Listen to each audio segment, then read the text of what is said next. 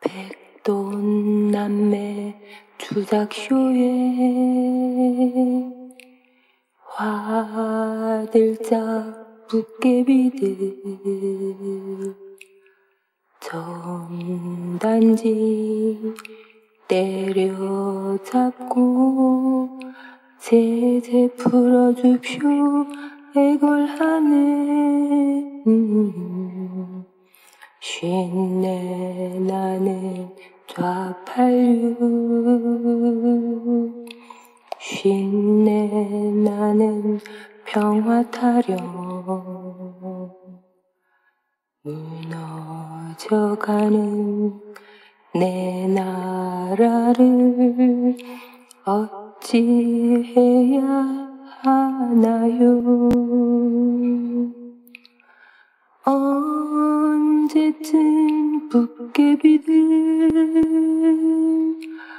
운지천 건너갈까.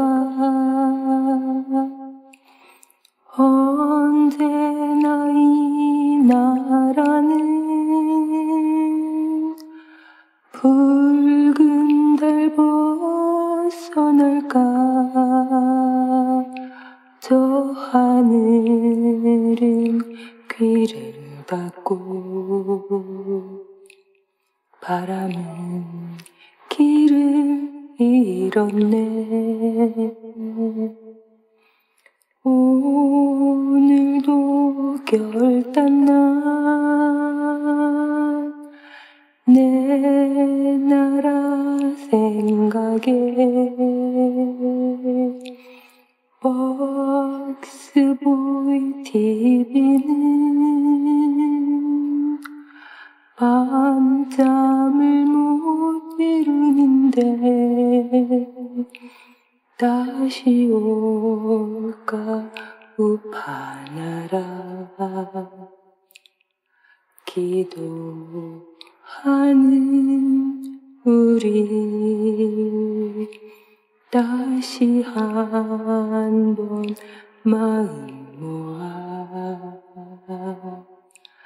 이뤄내자 우파나라.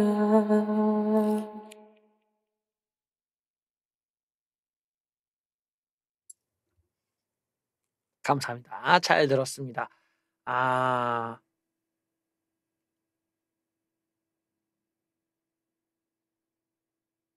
이뤄내자 우파나라.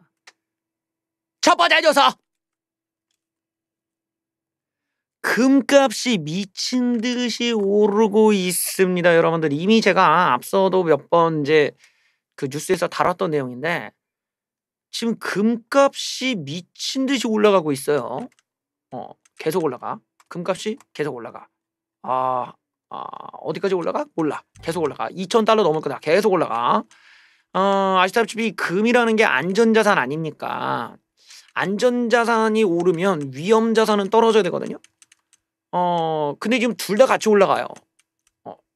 둘 다 같이 올라가는 기괴한 상황인 거죠. 왜? 이 돈이 남아도니까 그런 거야. 양적 완화를 막 하고 뭐 그냥 돈을 막 뿌려대니까 유동 돈을 사람들이 쥐고 있기보다는 뭔가를 더 넣고 싶어 하는 거지. 그게 지금 안전자산과 위험자산 다 들어간 거예요. 근데 지금 최후의 승자가 누가 될지는 모르지. 근데 지금 일단은 양쪽 다 끌어올려 놓고 본다는 겁니다. 여기서 이제 달러 가격은 오르지를 않고 떨어지거나 멈춰 있는 상태에서 지금 금에 또 주식에 둘 다 지금 랠리를 하고 있는데 어느 쪽이 브레이킹이 나올지는 지켜봐야 될 것 같아요. 일단은 금이 2,000달러를 넘을 거란 얘기는 주식이 연말까지 그 사이에 좀 꺾일 수도 있다는 얘기가 맞닿아 있는 거라서 유심 깊게 볼 필요가 있겠죠. 금값이 천정부지로 치솟고 있다. 1,800달러까지 지금 오르고 있는데요. 금융위기 때 기록했던 최고가를 돌파할 것으로 보인다. 그러니까 이게 보통 위기 상황, 금융위기 상황이면 안전자산이 오르는데 지금 그 눈앞에 있다는 거 굉장히 웃기죠. 우리는 모두 다 경제가 지금 위기 상황인데 이상하게 주식이 올랐다라는 거야. 그러다 보니까 2,000달러까지 넘어설 거라는 전망이 나온다. 그 정도로 지금 경제에 대한 불안감이 기저에 깔려 있다는 겁니다.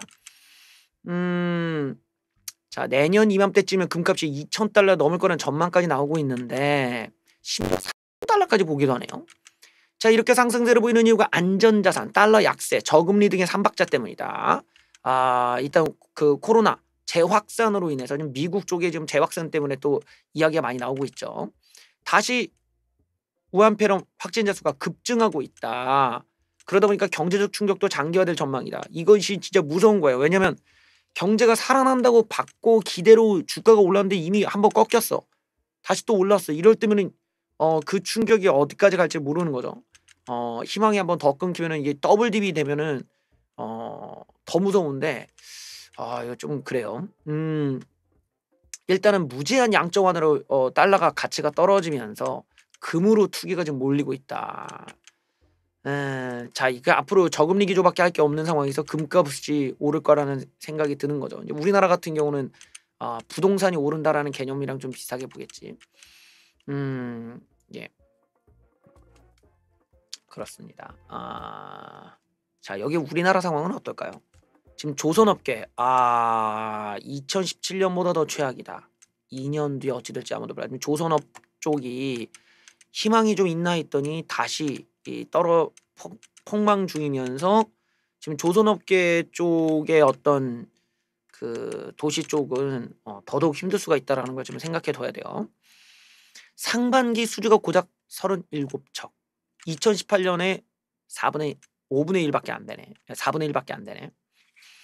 자, 올해 상반기 선박 수주가 37척에 그치면서 2년 뒤를 고민하는 한숨 소리가 들려오고 있다. 국내 조선사들의 주력 어떤 그 주문이었던 대형 LPG선 올해 한 척도 발주되지 않았다. 카타르와 100척 이상을 체결했다지만 실제로 발주로 이어지는지는 지켜봐야 된다라는 거. 실제로 안 이어지면 뭐 소용없는 거죠. 앞으로가 문제다. 2017년보다 더 심각한 상황. 한숨을 쉬었다. 수주 가뭄 때문에. 이거 선박 수주 수가 계속 줄어들고 있어요. 시장 점유율도 20%로 낮아지고 예전에 비해서 중국의 점유율이 높아지고 있습니다. 아주 골치 아픈 문제죠. 이게 이제 중국 애들이 값싸게 후려치기를 들어가다 보니까 우리나라 애들이 기술이 더 좋은데도 불구하고 주문이 줄어들고 있어요. 또한 우한폐렴으로 인해서 발주 중단이 시장을 기형적으로 만든 면도 있다. 하반기쯤에는 증권가에서는 회복될 거라는 기대를 내놓고 있는데 이게 카타르와 체결한 것 때문이다. 하지만 정작 조선업계에서는 실제 발주 물량이 100척, 여기 보면은 100척 정도를 계약했다지만 실제보다는 적을 거라는 게 일반적 관측이다. 자, 2004년에도 카타르가 90척 이상 약정을 맺었지만 실제 발주량은 절반 정도에 불과했다. 그러니까 이번 또 100척은 안 될 걸로 보고 있다. 이제 무서운 이야기예요 지금. 이게 우리나라가 이제 조선업이 상당히 중요한 중추적인 역할을 하던 곳인데 이렇게 작살이 나면 또 실업자가 늘고 실업자가 늘면은 그 지역에 있는 사람들이 또 다른 데로 이동해 버리니까 그 지역구의 부동산이 또 폭망을 한단 말이죠. 또 지역구 민심, 지역구의 어떤 경제도 자영업자들도 굉장히 어려워지겠죠. 이런 이제 연쇄적인 문제가 생기기 때문에 우리나라도 그 일본처럼 진짜 그 뭐죠?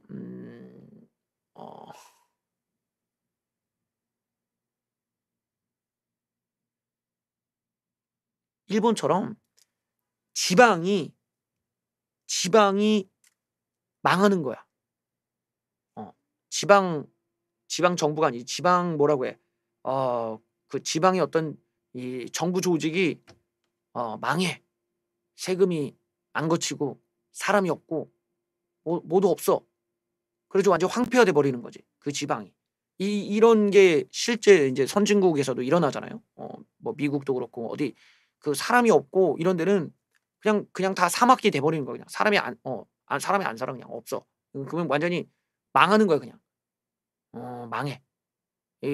그런 현상이 나올 수도 있어서 되게 무서운 겁니다. 그러니까 지방 쪽이 저 조선업계가 저렇게 망한다라는 거는 저 조선업계에 의존했었던 지역들 같은 경우가 상당히 부동산 타격이 클 수가 있다는 걸 암시하는 거죠.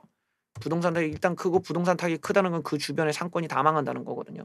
이거 그런 문제가 있기 때문에 약간 조금 어떤 지역 경제에 상당히 심각한 문제를 지금 안고 있는 겁니다. 여기 이제 중국이 후려치기 들어가고 우한폐론까지 이렇게 겹쳐 있다 보니까 상당히 이제 고달퍼요. 근데 이거를 정부가 도와준답시고 밑 빠진 두개 물 붓기식으로 이렇게 도와줄 수가 없단 말이죠. 중국이야 뭐 막 도와준답시고 막 애들 막 그 먹여 살리고 있는데 우리나라는 그게 안 되니까 이 조선업 개발 뭔가 쇼크가 있을 수도 있을 것 같아요. 오늘 또 정신 나간 법안이 왜 유령이 되셨습니까? 빨리 그 이야기를 해주셔야 문제 해결할 수가 있습니다. 왜 유령이 되셨나요?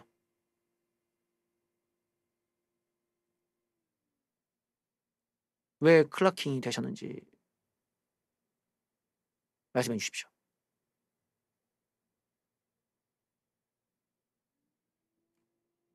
이게 이제 방송이 한 차이가 있다 보니까 내가 채팅을 써야겠구만. 예.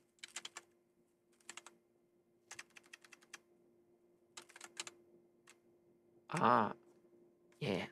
다른 당을 까셨는데 그게 이제 신고 먹은 거 아니겠느냐 뭐 이런 의미신가요? 예, 그 갑자기 우리공화당 말씀하시니까 되게 추억 속으로 막 들어간 것 같은 느낌이었어. 예. 마치 그런 거 있잖아. 뭐 옛날엔 가요 톱텐이라는 프로그램이 있었지. 뭐 이런 느낌이야 지금. 예. 알겠습니다. 우리공화당 뭐 지자분들께서 뭐 이렇게 막 신고하고 그래 그게 먹혀갖고 이제 귀신이 고스트가 됐다. 예. 신고를 많이 먹으면 고스트가 될 수도 있겠다. 이런 말씀이신 것 같아요. 예, 추억 속으로 한번 가봤네요. 예. 7월 넷째 주 가요톱텐 오늘의 1위 곡은 함께 보시죠. 그 숫자도 뭐 믿을 수가 없어 그거. 믿을 수가 없어 그거. 예. 자, 오늘 정신 나간 법안 함께 보시죠. 여기 보시면은 세입자가 원하면 평생 거주한다는 전월세 무한 연장법 이달 국회 문턱을 넘게 됩니다. 이야, 세입자가 원하면 평생 거주가 가능한 임대차 3법이 이달 국회 문턱을 넘을 전망이다. 더불어민주당이 이런 정신 나간 법안을 진행하고 있습니다. 전월세 신고제를 도입하는 내용을 골자로 해서 나왔는데 여기 보시면은 등등 쭉 내려가 볼까요? 일단은 그 기존 임대료의 5% 이상 못 올린다. 또한 1회 연장 2+2년. 근데 2+2+2년 하는 법안. 예. 정의당에서는 2년에서 3년으로 전세 기간을 늘리자. 그걸 2번 연장할 수 있게 하자. 지들 맘대로 하자. 꼴값들을 떨고 앉아 있고만 이것들. 웃기는 새끼들이고만 이거. 예. 자, 이번에 오늘 또 폭탄이 날라왔습니다. 여러분들 다주택자분들 입장에서는 아주 그 세금 걱정을 좀 하셔야 될 것 같은데, 물론 뭐 다주택자가 될 여유가 있는 뭐 세금 그까이 거 그냥 뭐 내고 말지 뭐 이러면서 뭐 낼 방법도 있으시겠죠. 예. 다주택자의 종부세 양도세 폭탄이 오늘 날라왔습니다. 괴뢰정부 1년 뒤에 곱하기 2를 해서 종부세 폭탄을 때리겠다고 좀 선언한 거예요. 내년 6월 1일까지 다 파세요라고 하는데 무슨 말이냐. 앞으로 다주택자의 종합부동산세, 양도소득세, 취득세 부담이 크게 뛴다. 종부세의 경우에는 3.2%에서 6% 2배로 오른다. 보유기간 1년 미만은 40에서 70%로 상향. 그러니까 70%를 다 떼간다는 거야, 수익에. 또 보유기간이 2년 미만의 양도세율도 60% 그냥 다 떼간다는 거야. 2주택이면 8% 취득세. 3주택 이상이면 12%. 현재보다 이제 2배 이상 오르는 거죠. 2~3배 이상. 이거는 그야말로 세금 폭탄이다. 내년 6월 1일까지 팔아라라는 얘기예요. 1년 안에. 종부세율 뭐 이런 여기 보시면은 그러니까 이 다주택자들 집을 가지고 있는 걸 다 합쳐갖고 그게 10억 이상이면은 과거에는 48만 원인데 이제 178만 원. 20억이면은 1,400만 원. 30억이 넘으면 700만 원. 50억이면 1억이 넘어. 50억이면은 과거에 4천만 원인데 이제 1억이 넘어. 이야, 이건 씨. 엄청나게 뜯어가는구만, 예. 150억이면은 5억을 내야 되는데요. 나도 한번 이렇게 150억, 5억 한번 내보고 싶네. 예, 하여튼 종부세는 2배가 늘어납니다. 그래서 뭡니까 저기 합쳐서 10억이 안 되면 예, 합쳐서 예,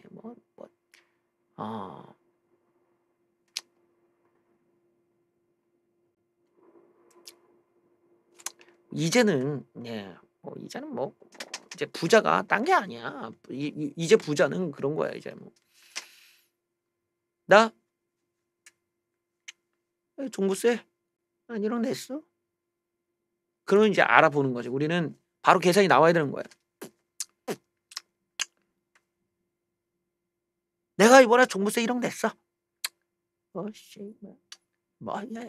껌값이니까 그냥 줬어. 그러면 이제 알아야 돼. 바로 아하, 이 양반이 지금 부동산으로만 한 딱 한 50억 정도 갖고 있구나. 그다음에 한 2억 냈다 하면은 이제 75억, 75억. 여기 있네요. 1억, 2억, 3억 순서가 여기 있어. 그래서 나 1억 냈어.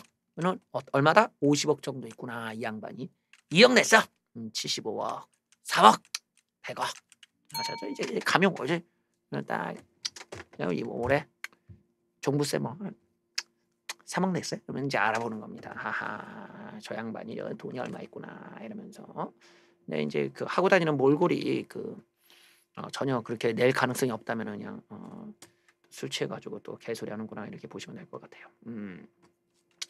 자, 180석을 등에 업고 초유의 종부세 강경책이 나왔습니다. 다주택자들을 노리고 했다는데 다주택자들은 버티기 쉽지 않은 상황이 됐지만 과연 다주택자들이 어떤 생각을 하고 있을까요?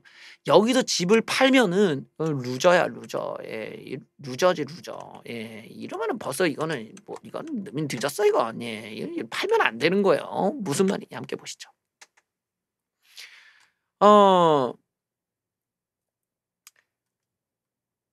양도세 부담 등이 크기 때문에 뭐를 한다?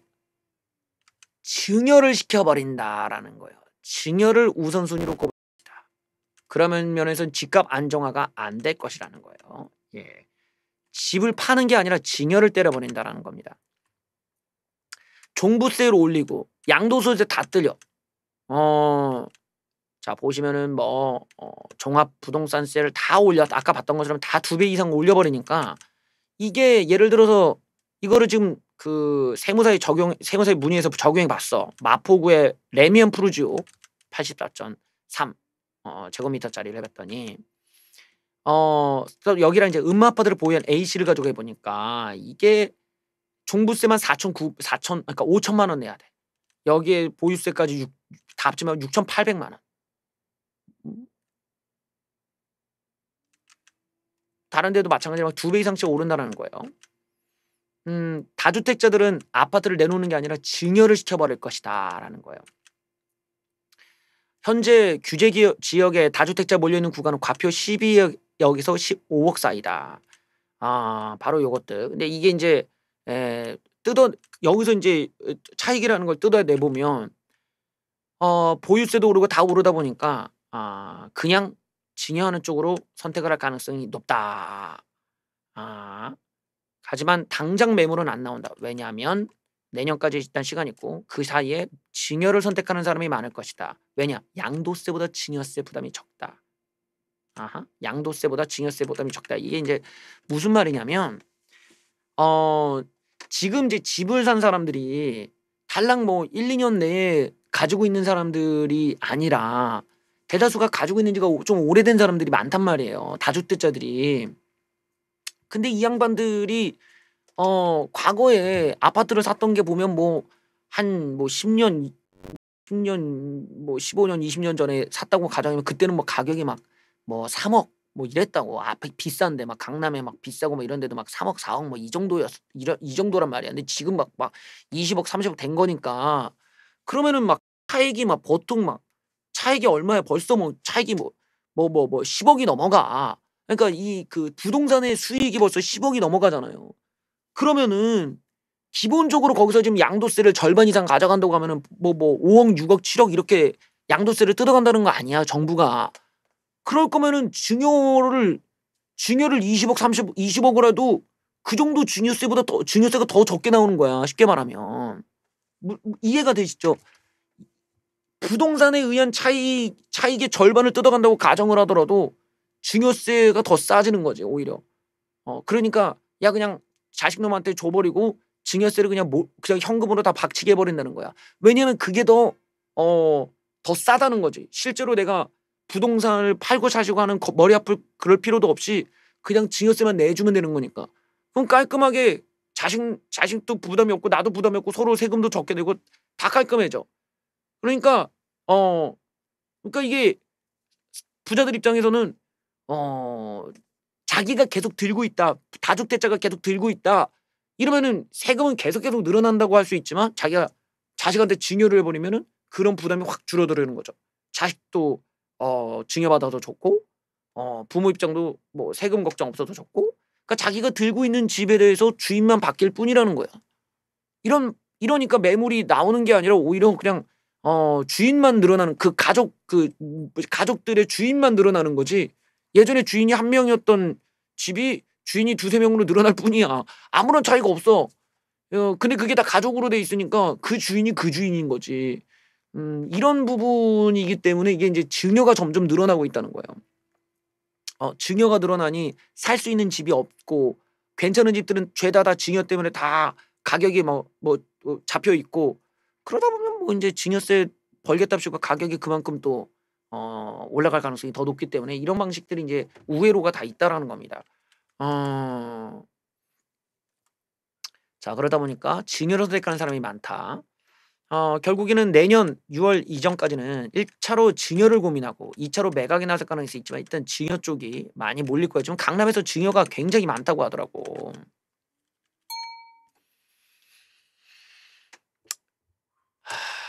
나도 좀 저도 증여를 좀 받았으면 좋겠는데 말입니다. 제가 아바마마한테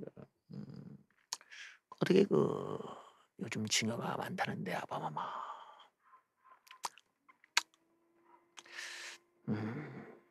아바마마께서 우리 집에 들어오시겠다고 지금 그래서 제가 만수무강하세요 이러고 바로 전화를 끊을 수밖에 없었다는 이야기. 참 좋겠네, 증여받는 애들은. 좋겠어.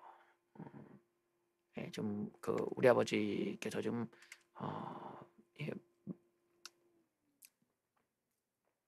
전에 하던 고구마 장사가 망해가지고 이제 집이 저당 잡혔다. 네 집에 들어가야겠다 해갖고 제가 아밤마 만수무강하세요 이러고 이제 그렇게. 자, 다음 뉴스. 대책이 왜 약효가 없는지 모르는 답답한 괴뢰 정부. 조세 저항만 부를 거 당연한 거 아니겠습니까? 전문가와 시장에서 냉담한 반응이 나옵니다. 집값은 못 잡고 가구 주만 잡는다. 괜히 여론만 의식하고 증오심만 폭증하는 잘못된 정책이라는 거죠.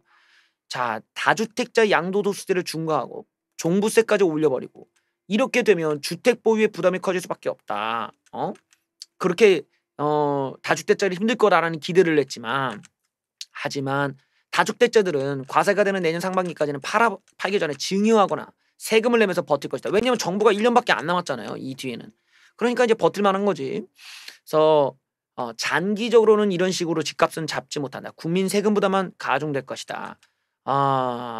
또 이게 조세 저항만 불러올 것이다. 왜냐하면 국민들이 점점 분노하고 있거든요. 장기적으로는 다시 상승할 거다.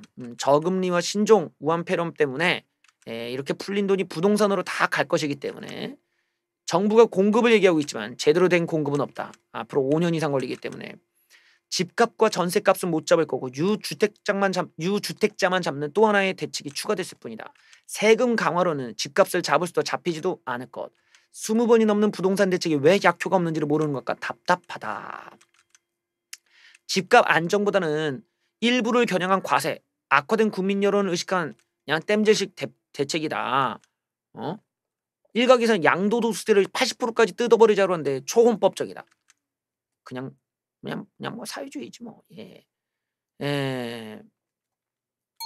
집값이 그렇게 안 잡히죠. 세금을 때린다고 집값이 잡혔으면은 뭐 개나 소나 다 잡았지. 이런 게 이제 좌빨들의 문제가 시장 원리를 이해 못한다는 거예요. 사람들이 왜 돈을 그만큼 주고 사겠어. 그 집이 그런 가치가 없어. 그래봤자 시멘트 덩어리인데 뭐 거기다가 그냥 뭐 이거 그 시트지 붙여놓은 게 그게 아파트인데 거기에 뭐 사람이 그렇게 돈 주고 살거나. 예, 피카피카님 감사합니다. 예.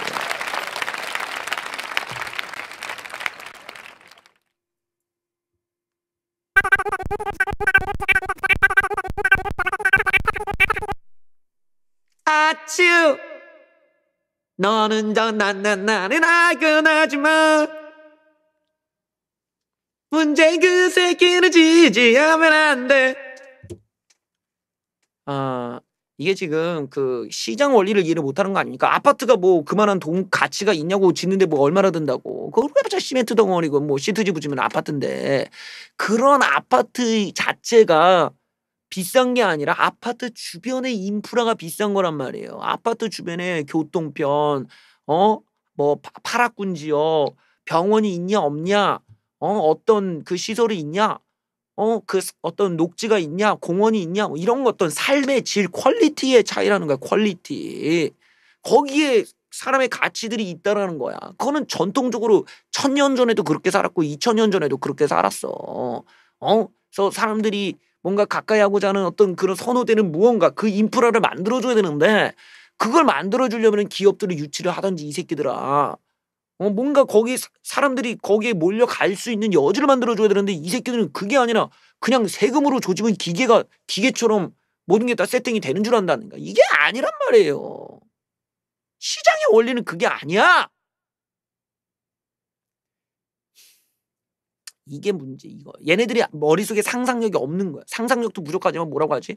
머리가 이제 무식한 거지. 시장 원리를 이해하고 대통령이 되든 시장 원리를 이해하고 장관이 되는데 어디 무식하고 그냥 천박하고 그냥 텅텅 비어있는 그냥 이런 똥덩어리들이 그냥 자리에 앉아가지고 그냥 국민 세금이나 처먹고 그냥. 그리고 그 지들은 또 다주택자에 강남 집 좋은 건 알아가지고 또 그걸 쥐고 앉아 있어요. 그냥 무식해가지고. 이게 서울이라는 지역이라는 게 이게 너무 여기에 과도하게 이제 인프라가 다 몰려 있어. 과도하게 인프라가 몰려 있거니와 그 학벌이라는 거 자체가 또 하나의 어떤 어떻게 보면 사람에 있어서는 또 중요한 그 인맥 또 뭐 학벌, 학연 이런 걸 만든다는 거죠. 학연의 이제 중요한 라인이 파락군이라는 거 아니에요. 이 어디에 강남에 어디 학교, 여기 어디 학교 이런 이제 파락군 지역이 딱 매치가 되면서 거기서 나오는 어떤 인맥이 존재하고 거기서 나오는 학연이라는 것이 또 만들어주는 것들이 있지. 이런 것들 그리고 막 그런 거 있잖아. 어디 얘는 어떤 아파트 단지에 산대 어느 동네 이거 뭐 거기서부터 뭘 레벨이 달라.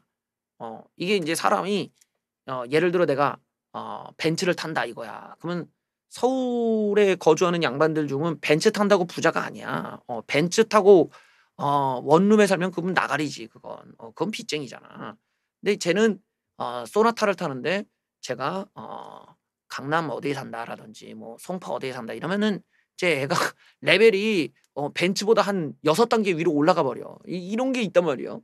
그러니까 그 부동산이라는 것, 즉 내가 살고 있는 지역, 그 지역의 인프라, 그것들이 나라는 개인과 내 주변을 만들어주는 그 후광 효과가 장난이 아닌 거야 이건. 이거는 뭐 명품 백이고 뭐고를 뭐 한 몇천 배를 막 능가해 버리지. 쟤는 어디에 산대 그럼 그걸로 끝나버려 그냥.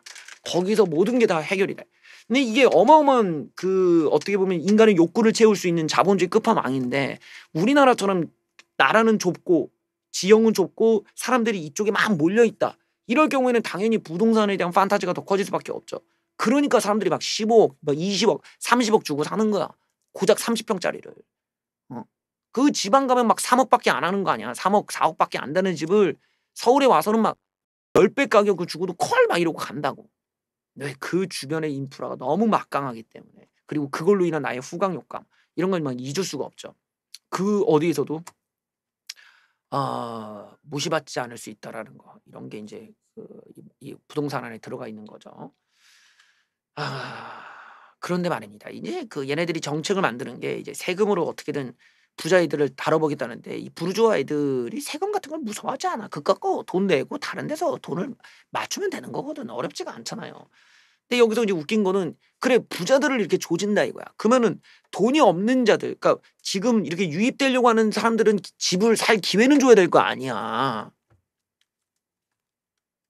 취득세 면제 기준이 서울에 있는 아파트를 가지고 1억 5천만 원까지만 면제를 해주겠대. 반지하 살란 말이냐. 이 새끼들이 얼마나 현실 감각이 없는지를 보여주는 대목이야. 서울에 집을 사는데 취득세 면제시켜주는 기준이 1억 5천이야.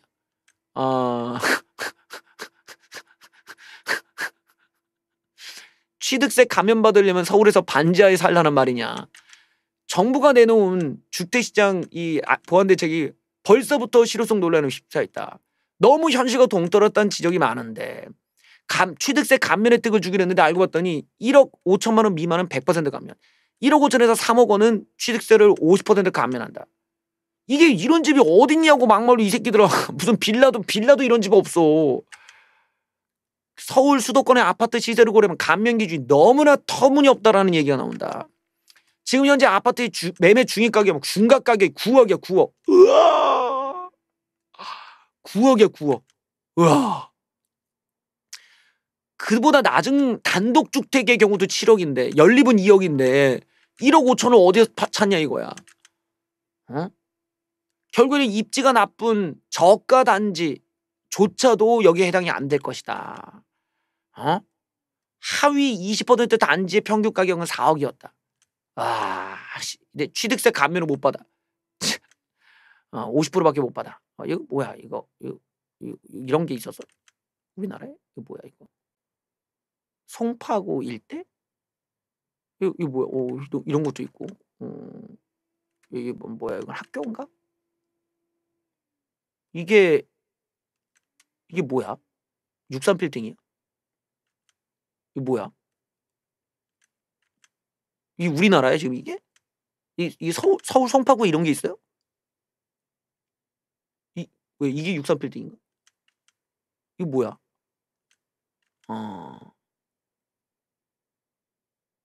이게 롯데월드야?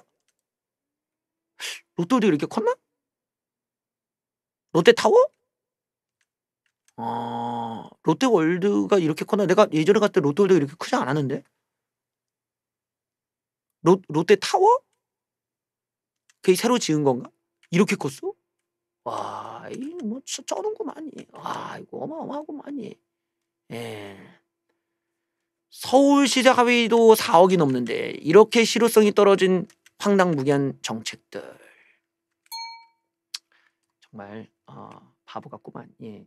야, 저기 사는 사람들은 얼마나 좋을까.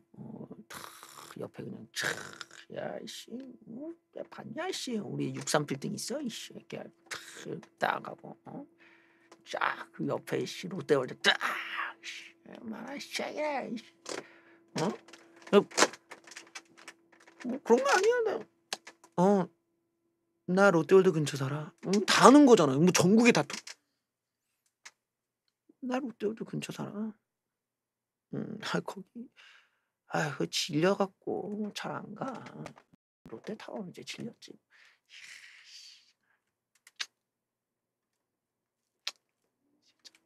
아파트로 임대사업 하지 말라면서 3년 만에 말을 바꾼 문재인 괴뢰 정부. 자, 이 새끼들 말 바꾼 거 보소. 예, 제가 말했죠. 이 새끼들 처음에는 임대 등록해놓고 임대를 하면 자기네가 특혜를 주겠다고 해놓고 뒤통수 쳤어요. 괴뢰 정부가 아파트 등록 임대사업자 제도로 폐지한다. 자, 2년 전에는 등록을 독려했다가 갑자기 돌변한 정부 모습에 행정 예측 가능성도 무너뜨리고 신뢰도가 떨어졌다. 이 새끼들이 이렇게 말을 바꿔가지고 지금 또 뒷말이 나오고 있는데, 일단은 이제 아파트 가지고 임대를 하지 말라. 뭐 이 얘기는 이제 하고 싶은 거야 지금. 예전에는 2년 전에는 이 민간 임대 시장을 활성화해서 전월세 시장을 보조해주겠다라는 생각을 했던 건데 이게 실패한 거죠. 그래서 그때 당시에는 이제 등록을 하면 지방세 감면에 종합부동산세 배제해주고 건강보험료도 낮춰주는데, 이제 이거를 뒤통수 쳐가지고 폐지해버렸다라는 거예요. 그러다 보니까 시장에서 이렇게 즉흥적으로 뒤통수 칠 수 있냐? 그러면서 얘네들끼리 이제 그 조직적으로 뭉쳐가지고 얘네들이 뭐 집단 소송을 한다든지 이럴 계획이 있나 봐요. 자, 이러다 보니까 지금 민심이 악화되었고 김상조 상조와 김현미 현미 경질을 해야 된다는 얘기에 지금 난처해졌습니다. 적화대가 잘라버려. 세게 쓸데없는 새끼들 말이야. 이게 오래 갔다 이 새끼들. 뿔난 민심. 오히려 이명박 박근혜 정부 때보다 집값은 너무 많이 올랐어요. 그러니까 정책 실패론이 제기되면서 21번째 부동산 대책을 내놨지만 집값은 안정은커녕 오히려 더 높아지고 있고 시민들은 혼란에 빠지는 악순환의 연속이다. 지난 정부와 비교했을 때 서울 집값은 더 많이 올랐다는 분석이 나온다. 자, 이러다 보니까 당장 이 참모들부터 나가라 이거 노영민이 불을 지폈고, 가뜩이나 안 좋은 여론 상황에서 노영민이 기름을 부었다. 자, 이렇게 함으로써 김상조 상조, 김상조 상조와 김현미 경질론이 올라오고 있습니다. 자, 이러다 보니 책임론이 고개를 들고 있는데, 이 새끼들 뭐 주호영도 나가라, 안철수도 나가라, 자, 여당 내에서도 지금 나가라 얘기가 나오고 있어요. 이 새끼들 내가 말했듯이 지금 그 통합당에서는 얘네들 그러니까 노영민, 김현미, 뭐 김상조까지 있지만 뭐 김상조까지는 그렇다 쳐더라도 이 김현미와 노영민 뭐 어쨌든 이 부동산과 관련해서 누군가는 책임을 묻고 자를 수 있을 정도까지는 성과가 있어야 돼. 있어야지 야당 역할을 한 거지. 그게 아니면은 지지율도 다시 빠진다고. 부동산 정책은 잘못됐다는 여론이 64%인데 적화되는 김현미 교체 안 한다고 버티기 합니다. 이 좋은 거야. 좋은 거야. 이렇게 버티기 들어가면서 국민 여론이 계속 안 좋아지는 건 좋은 거야. 그러니 이제 통합당이 이렇게 좀 이러고 이제 이러고 입을 벌리고 있어요. 여기서 감나무 사과나무에 사과가 떨어지기를 이렇게 기다리고 있는 거야. 지금 나무가 이렇게 있으면은 감나무에서 감이 떨어지기를 이렇게 기다리고 있는 거야. 지금 얘네들이 여기 지금 주둥이로 이렇게 들어오기를 기다리고 있는 거야. 이게 이게 떨어지길 기다리고 있는데 합당아 이게 지금 이 정도로 안 돼. 이거는 지금 푸시를 해갖고 어떻게든 이거 작사를 내야 되기 때문에 지금 통합당에서 너무 지금 소극적이에요. 내가 볼 때는 조금 적극적으로 있는 게 이거 나와야지 왜 안 나와? 이거 뭐 하는 거야? 나와 이거 빨리. 뭐 하는 거야? 이거 빨리 해 이거. 그래갖고 김현미가 집값을 이렇게 올려놓음으로 인해서 수많은 피해자들이 양산됐다. 특히 이 대출을 못 받게 되는 그 분들 만나 뵙고 지금 이 문제에 대해서 우리가 고소하겠습니다. 우리한테 맡겨주실 거 고소해. 또 이거 임대사업 한다고 했다가 뒤통수 친 거 가가지고 임대사업자 분들 그거 갖고 모아 그거 뭐 듣고 그러면 이분들 와갖고 마이크 들고 막 제가 정부를 믿고 임대 등록했는데 이렇게 저희 뒤통수 치고 이게 말이 됩니까? 그러면 호영이 형이 가갖고 다 손을 잡으면서 저희가 꼭 심판하겠습니다 하란 말이야. 그리고 이거 들면서 정부가 이런 식으로 거짓말했다, 직무유기 아니냐, 직권남용, 그건 그냥 해. 그냥 그렇게라도 해갖고 계속 법적인 공론화를 하라는 거야. 내가 장외투쟁은 아니지. 그래, 장외투쟁은 안 해도 돼. 그런 거는 우파가 안 해도 돼. 지금 중요한 건 고소장하고 사람 만나. 일단 만나. 저 부동산 정책 때문에 야마가 도신 분들이 있잖아. 대출 못 받고 지금 청약 받았는데 대출을 갑자기 끊겨갖고 나 잣댔는데 이런 분들이 한둘이 아니라고. 끌어 모아서 딱 언론 앞에 종이날배 먼저 앞세우는 거. 지금 종이날배가 하려고 오늘 억울한 신부들이 얼마나 화가 나서 여기까지 오시겠어. 오늘 그러니까 내가 나오니까 오늘 마누라가 나한테 손수건을 주라. 너 손수건을. 왜냐면 그거 대출 못 받으신 분들 오늘 눈물바다 나도 같이 울 것 같아. 그 손수건을 이렇게 좋아할 거냐. 나 눈물 내겠다. 나 이거 비켜봐. 이거 들어가. 그럼 글이 나오잖아. 지금 김현미 고발해. 고소하고 노영민 고발하고, 노영민 새끼 그 고발하고, 이거 꼼수 부리고, 그 뭐야 박병석 새끼 이거 중요세 이거 이 새끼 이거 고발해. 국세청에다가. 씨, 국세청 뭐하냐. 국세청 가갖고 이거 말이 되냐 이게. 국세청 직원 저 닥달하고. 장외투쟁을 안 하는 대신에 합당아, 그러면 멋있는 쇼를 만들어야 될 거 아니야. 쇼를 하고 법에 호소를 하면서, 그러면서 국민 감정을 너희들이 공감을 하면서 우리가 이렇게 대응하고 있습니다라는 액션이 있어야지. 그냥 말만 하면 되겠니? 이제 그 단계 넘었잖아. 이제는 앞으로 나가야지. 어프로치.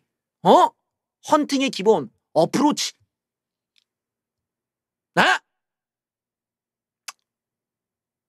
헌팅의 고수가 알려주는 연애 방법 어프로치. 가. 여자의 발걸음을 봐. 여자가 느리게 걸어. 그 여자는 외로운 거야. 그러면 네가 옆으로 싹 가서 말을 거는 거야. 어프로치. 안녕하세요. 그럼 여자가 널 보지. 초면에 죄송한데 마음에 들어서는데 번호 좀 알려주실래요? 바로 어프로치 들어가는 거야. 물론 까이겠지만 어쨌든 김현미를 교체 안 한다. 이 기회를 노려야 돼요. 노려야 돼. 그 합당 쪽에서는 지금 이때를 노리고 정부가 이기냐 우리가 이기냐 이런 구도로 가야 되는 거예요. 그래서 문재인 새끼가 김현미를 감싸 돌면서 국민을 버렸다. 이런 프레임 같은 거. 프레임을 만들기 굉장히 좋거든. 내가 보면 나는 아무래도 이런 전략팀으로 가야 될 것 같아. 내가 볼 땐 답답해서 못 참겠어. 나중에 내가 진짜 이거는 지금 각이 나왔다는 거야. 프레임을 만들어. 프레임을. 왜? 정부가 국민을 버리고 김현미를 선택했다. 얼마나 좋아. 김현미 vs 국민이란 프레임을 만들어. 얼마나 건전하고 좋아. 어렵지가 않잖아. 문재인은 국민을 버렸다. 문재인은 김현미를 선택했다. 왜? 국민의 여론은 이미 문재인의 부동산 정책이 잘못됐다고 64%가 있잖아. 그러면 이거를 어떻게 요렇게 돌쇠처럼 등에 업고 이걸 등에 업고 가야 될 거 아니야. 이렇게 등에 업고 이걸 등에 업으란 말이야. 64% 등에 업고 가. 뭐가 이렇게 조용하냐. 자, 저가대 내부에서 얘네들을 경질해야 된다는 주장이 나오고 있는데 교체하지 않을 거라고 고집스럽게 나온다. 자, 부동산 정책에 대해서 이미 국민 여론은 잘못하고 있다는 게 64%다. 등에 업을 수 있는 아주 좋은 게 요런 게 이게 뭐예요? 파도가 일어나는 거야. 파도가 이렇게 일어나면 여기서 윈드서핑을 해야 될 거 아니야. 여기 사람이 딱 올라가갖고 파도를 타란 말이야. 파도가 올라오고 있어. 자, 김현미는 교체 대상이 아니다. 이게 문재인 새끼가 얘를 교체할 수 없는 거는 그 자체가 부동산 정책이 실패했다는 걸 인정해야 되기 때문에 그래요. 그러니까 자연스럽게 김현미를 제거하는 것이 문재인의 책임론이 올라가는 거란 말이에요. 그래서 여기서 밀리면 안 돼. 어쨌든 문재인 새끼가 지금 아주 아킬레스건이 잡혀있기 때문에 이거를 계속 물고 늘어져야 된단 말이에요. 자, 김현미 교체로는 여권 내에서도 올라오고 있다. 아주 좋아. 분위기도 좋아.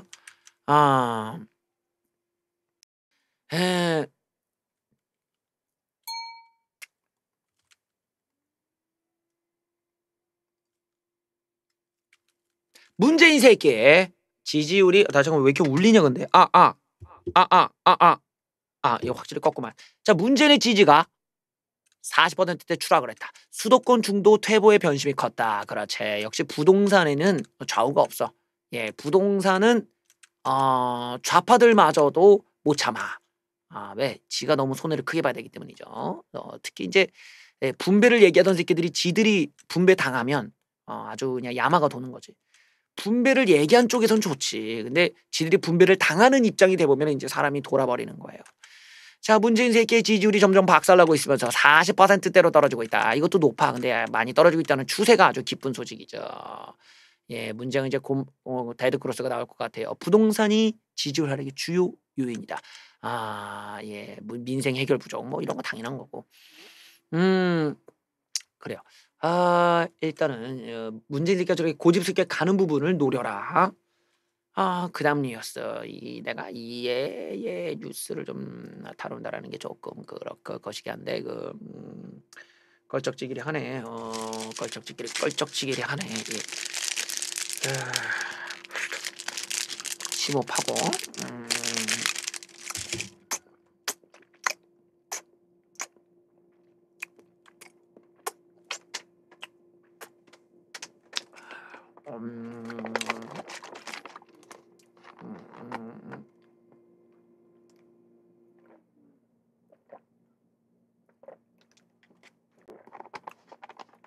달려갑시다. 박원순! 또 성추문 악재에 빠진 좌빨 새끼들. 오고돈에 이어 박원순마저. 이야, 안희정, 오고돈, 박원순, 민병두, 정봉주. 정말 얘네 따로 모아서 추행방 뭐해 추행단 뭐 이런 거 만들어. 방탄추행단 뭐 이런 거 있잖아. 안희정, 오고돈, 원숭이, 민병두, 정봉주 5명이 모여서 방탄추행단 뭐 이런 거. 하나 그룹을 만들어라. 안녕하세요. 저희는 추행단이에요. 뭐 이런 거 해. 팀을 만들어도 되겠어 아주. 박원순의 추행 사건이 알려지면서 더불어민주당이 논란이 휩싸게 되는데 이거 뭐 오거든 뭐 이런 지금 나오는 내용이 쭉 내려오지만 이거 뭐야? 원종건은 옛 여자친구의 미투 폭로가 나오면서 당을 떠나야 했다. 이런 애도 있었지. 그래요. 그러다 보니까 너희들이 심야 회의하고 난리도 아니었다고 합니다. 여당 지도부가 심야 회의를 했었는데요. 박원순 때문에 난리가 났어. 통합당이 좀 머리가 잘 굴러가네. 야, 입 조심해 이러면서. 그래요. 이럴 때 조심해야 되거든. 통합당을 쓸 때 입 조심하라고 당부하고 통합당 오늘 아주 스무스하게 넘어갔죠. 왜? 이게 이제 EJ거든. EJ야. 좌빨 패미와 좌빨 새끼들끼리 지들끼리 싸우게 만드는 거죠. 굳이 통합당이 여기 뭐 너무 여기다 나설 필요는 없어.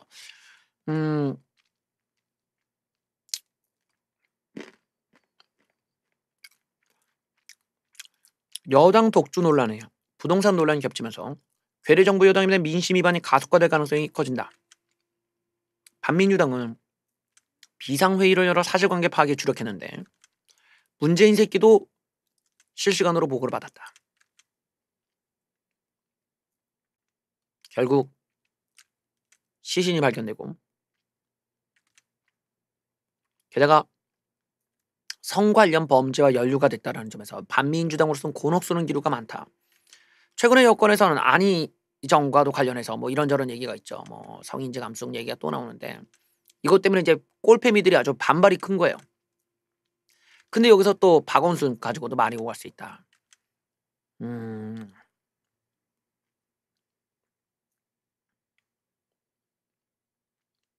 자, 이러다 보니까 온갖 선거들, 예를 들면 이재명도 있죠. 또 이재명 이제 판결을 받아야 되고 김경수도 있죠. 그러다 보니까 이게 선거구가 몇 개가 보궐선거가 다 걸릴 수도 있는 거예요. 자, 보궐선거는 내년 4월 7일 날 치러진다. 여러분들 잊지 마세요. 내년 4월 7일이에요.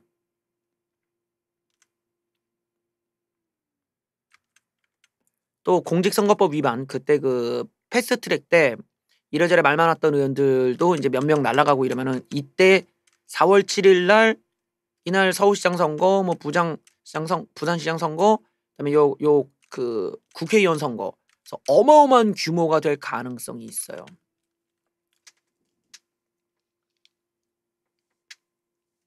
(4월 7일) 2021년 4월 7일 그날 벌레선인의 선거 개표 방송 진행이 됩니다. 전국에 있는 레포터와 함께 선거 방송 하게 되니까 많은 시청 부탁드립니다. 부산 레포터 연결됐습니까? 잘 연결이 안 되더라고요. 다음 뉴스. 자, 이 와중에 우리가 꼭 봐야 되는 건 내가 말했지만 이 그 성역화를 우리가 막아야 되는 거야. 성역화가 안 돼. 성역화를 시키면 안 돼. 그렇기 때문에 얘가 원래 이렇게 떠나면 안 되는 거였어. 살아 있다가 이게 그 소원 조사를 받는다. 거기까지 확인이 됐으면 이거는 뭐 거의 게임 셋이야. 그러면 완전 뭐 이건 뭐 대박이지. 아주 개꿀이지. 왜냐면 여자 쪽에서도 마음대로 폭로할 수 있지. 사진 나오지, 뭐 뒷얘기 나오지, 막 썰 풀리지, 막 얼마나 개꿀이야. 근데 이렇게 가버리면은 이제 감성파리가 탁 들어와요. 감성파리가 쓱 하고 들어와 가지고는 막 이제 막 성역화 시키고. 그분은 우리들의 친구였습니다. 언제나 시민들을 향해 있었던 그분. 시민들의 인권을 위해 평생을 싸웠던 그분. 야, 개소리 잡소리 하여튼 개잡소리 그냥 다 나와 그냥. 내가 어저께 얘기했잖아. 이거 가는 것보다는 이거 좀 살아서 이게 수사를 받는 쪽이 더 큰데 너무 이게 상황이 이렇게 되니까 하하 얘기하기가 좀 곤란해졌다고 볼 수가 있거든요. 일단 우리가 할 수 있는 최대한은 절제된 용어로 절제된 상황에서 성역화를 막는 정도에서 우리가 좀 활동을 해야 되거든요. 서서히 우리가 이제 이런 뉴스들을 좀 유심 깊게 봐야겠죠. 박원순에 대한 애도. 감성파리 중에서도 정작 피해자는 정신과 치료죠.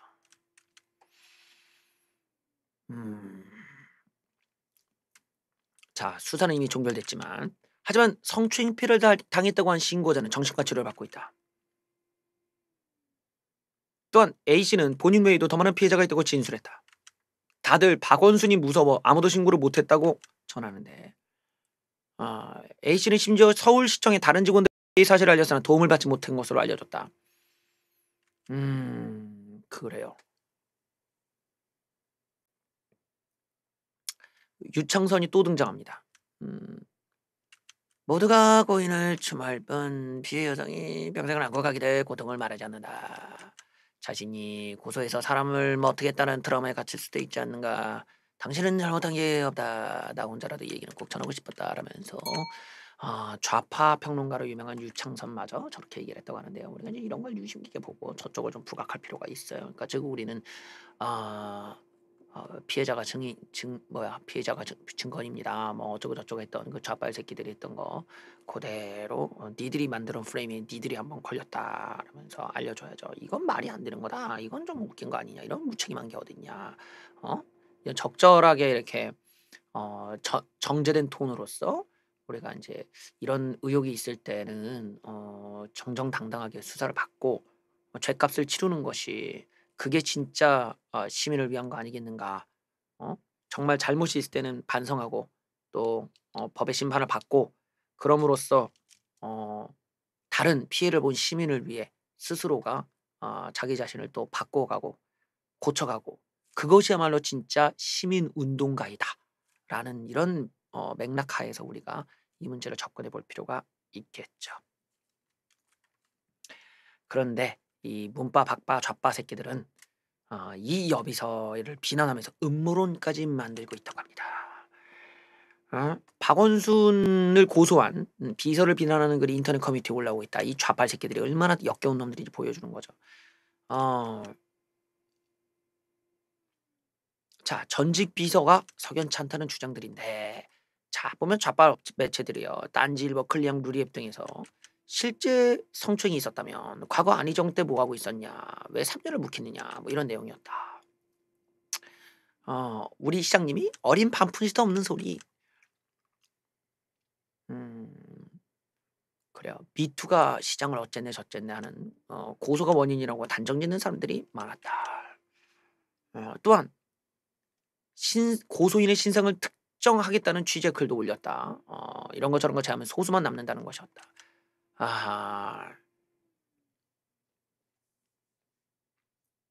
거대한 음모가 있다.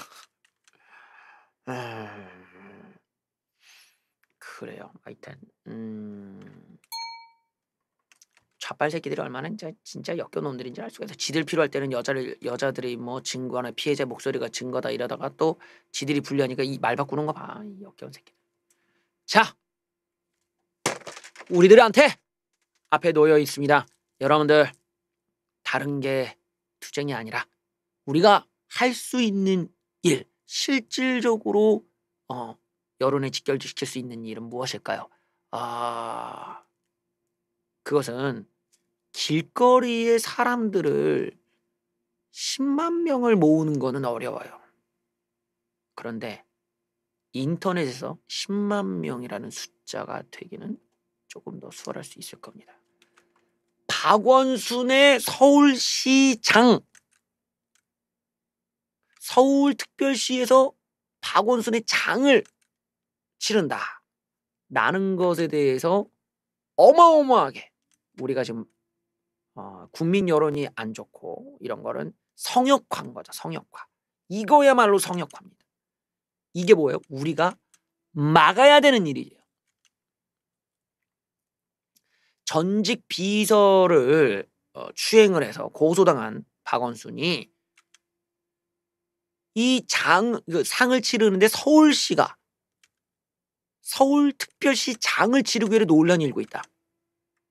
서울시는 서울대 병원 장례식장에서 5일장으로 치러진다고 했는데요. 아니 이것이 어떻게 피해자를 생각하지 않고 이런 결정이 나올 수 있는가? 국민 세금으로. 중건이는 문재영이 안희정한테 보낸 거 가지고도 뭐라 했는데, 심지어 그거는 내가 연좌제라고 했잖아요. 이건 아버지 문제인데, 근데 이번에는 당사자야, 당사자. 그래서 어떻게 이 가해자에게 혈세를 정해 조의를 표해서는 되겠는가? 박원순에게 피해를 당했다고 주장한 미투 폭로자는 정신과 치료까지 받고 있다.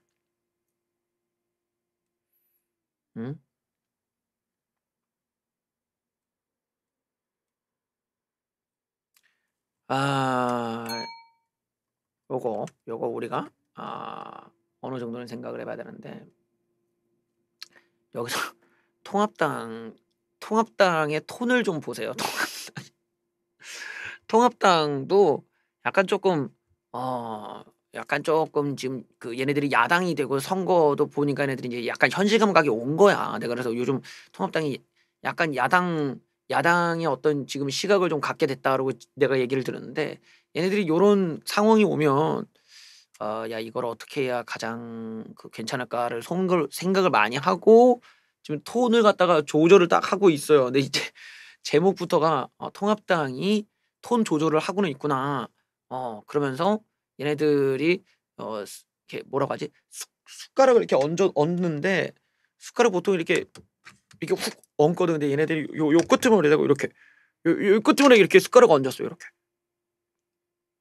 이러면서 요러고 아주 소심하게 숟가락을 얹었습니다. 예.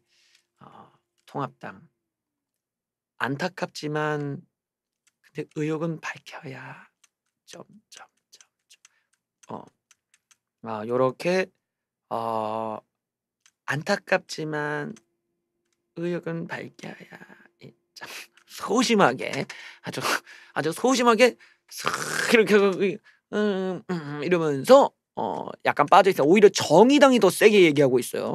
통합당은 안타깝다고 애도를 하면서 진실은 밝혀야 한다라면서 주장을 좀 했습니다. 예, 관리가 왜 안 됐나 이해가 안 된다. 고인의 명예를 지키기 위해 사인을 발표하지 않겠다는 경찰 기가 막힌다. 여비서가 고소한 건 눈을 감고 있는 건가? 예, 공인이기에 고발건에 대해서 진상을 밝히고 사인도 밝히고 시민장애 반대한다. 예. 그래요. 고인에 대해서는 안타깝게 생각하지만 그 과정에 있었던 일들은 충분히 밝혀야 되지 않은가. 이제 주호영 원내대표는 좀 신중하게 이제 대표니까 약간 좀 톤 다운을 하는 거죠. 그래서 아직 사실관계 파악만 해서 우리가 좀 지켜보겠다. 피해자는 얼마든지 도울 생각이 있지만 2차 피해가 가지 않도록 하겠다. 예, 합당아 빨리 좀 이렇게 예.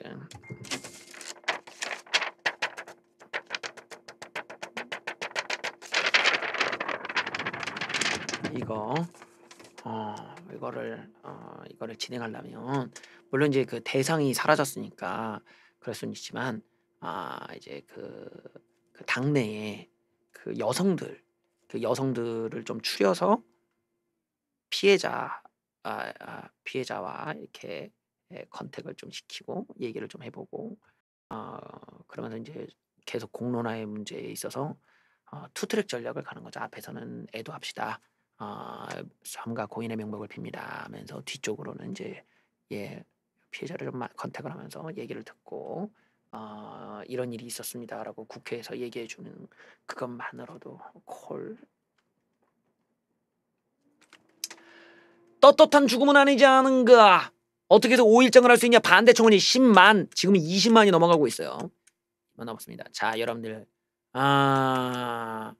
그래요. 박원순 씨의 5일장 반대합니다.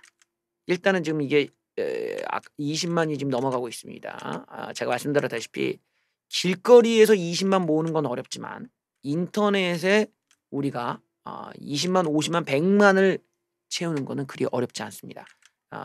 여러분들 여기에 관심을 가져주시면 좋을 것 같아요. 박원순의 장례를 서울특별시장으로 치르기란 걸 쓰고 반대 여론이 거세지고 있다. 벌써부터 뭐 미친 듯이 그 청원에 사람들이 몰리고 있는데요. 서울시장으로 하는 거 반대한다라는 제목의 청원에 벌써 10만 명을 돌파했다. 그게 어떻게 떳떳한 죽음이라 할 수 있는가. 이런 의혹으로 간 것을 국민들이 5일장 이건 말도 안 되는 거다. 국민에게 무슨 메시지를 전달하고 싶은 건가. 조용히 가족장으로 치르는 게 맞다. 그래요. 또 다른 청원에서도 이건 말이 안 된다. 5일장을 취소해 주세요. 박원순은 고소당한 사람이다. 피해 여성은 얼마나 큰 상처를 받겠는가. 예.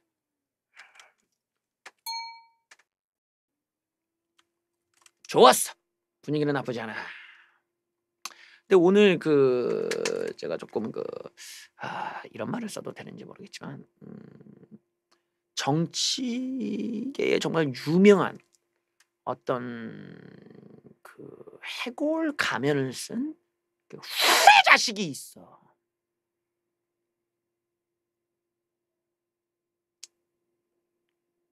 이번 주 가요톱10 1위 후보입니다. 해골 후레 자식!